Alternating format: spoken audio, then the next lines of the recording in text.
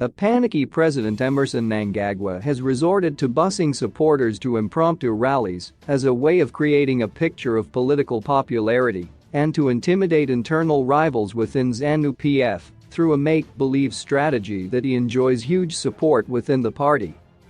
The command rallies are also aimed at countering opposition MDC alliance leader Nelson Chamisa, who has been drawing huge crowds in his Meet the People campaigns in hitherto no-go rural areas, analysts have said.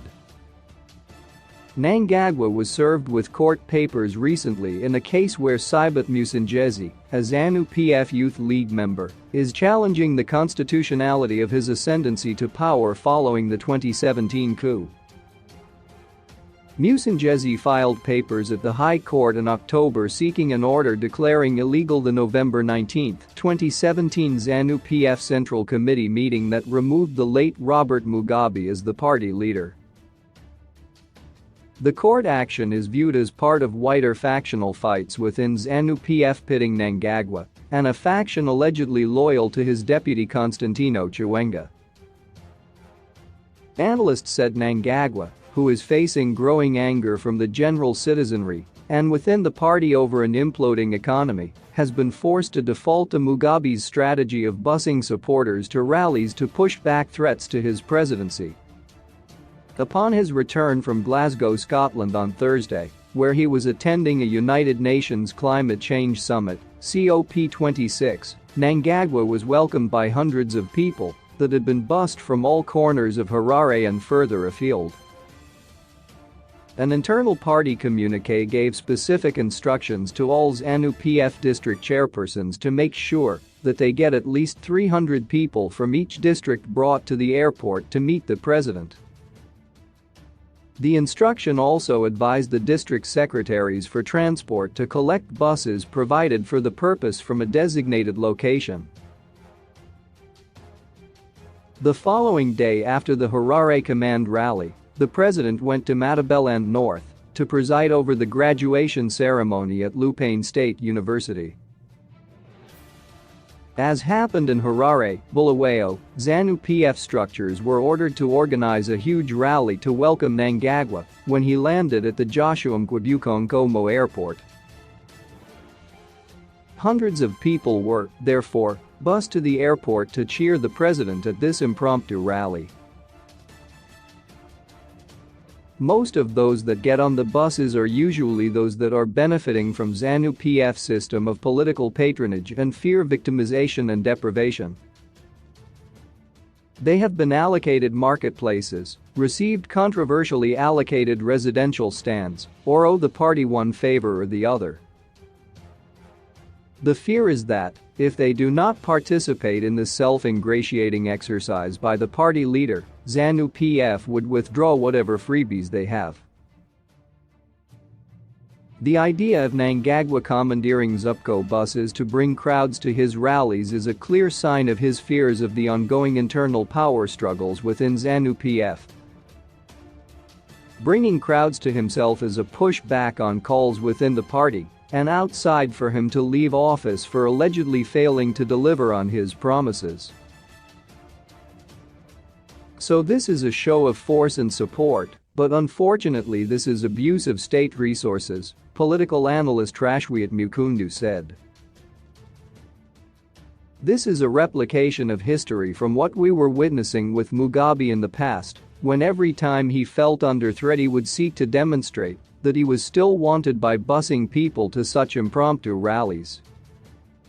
We are back to the same scenario under which there is this growing fear in ZANU-PF that Chamisa is demonstrating his support base, and so they are being forced in a way to respond by attempting to show that Mnangagwa has power.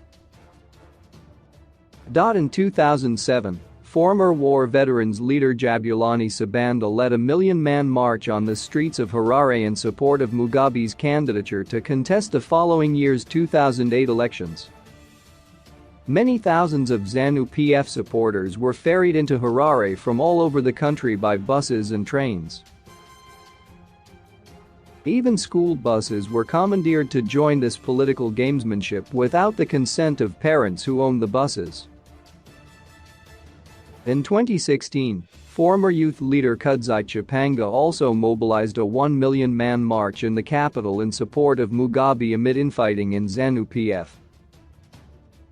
Chipanga also mobilized weekly youth interface rallies in 2017, where supporters were bused to attend Mugabe prop-up rallies. These rallies, however, eventually backfired and led to the overthrow of the president in November of that year.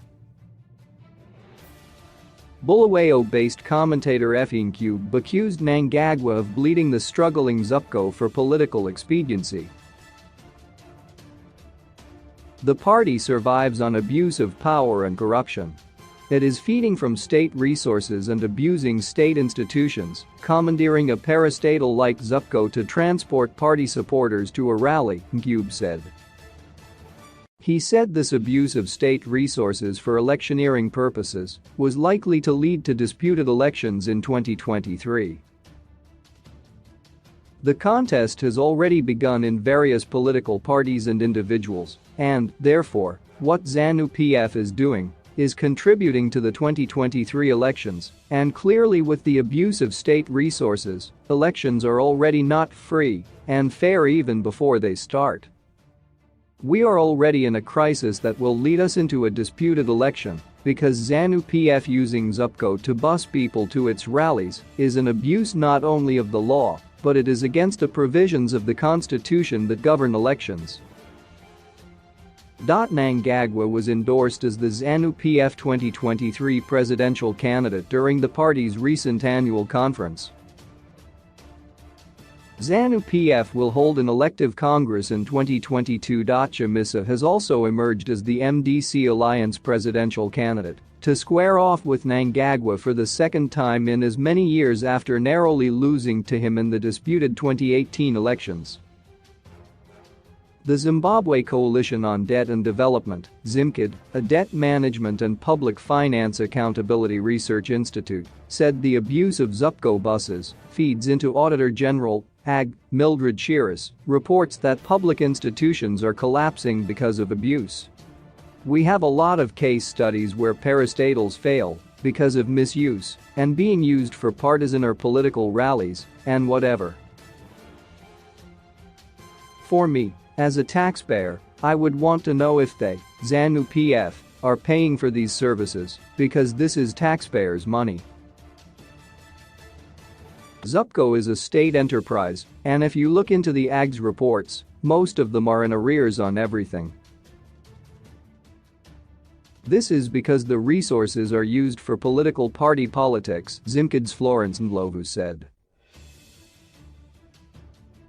Mukundu said probing whether ZANU-PF was paying for the ZUPCO services in the spirit of accountability and transparency was difficult because of the naked conflation between the transport company and the ruling party. This, he said, sounded a death knell to ZUPCO and inconvenienced the commuting public a great deal. The challenge to the state-owned enterprises is that they are essentially cookie jars for ZANU-PF, and there is no attempt at all to ensure that these entities are transparent and are managed in a manner that promotes the interests of the people of this country, Mukundu argued. Government spokesperson Monica Mnangagwa promised to respond to emailed questions on the issue, but had not done so up to the time of going to print yesterday. According to Ndlovu, approaching the courts to seek redress on the abuse of these public assets such as ZUPCO was not likely to yield results.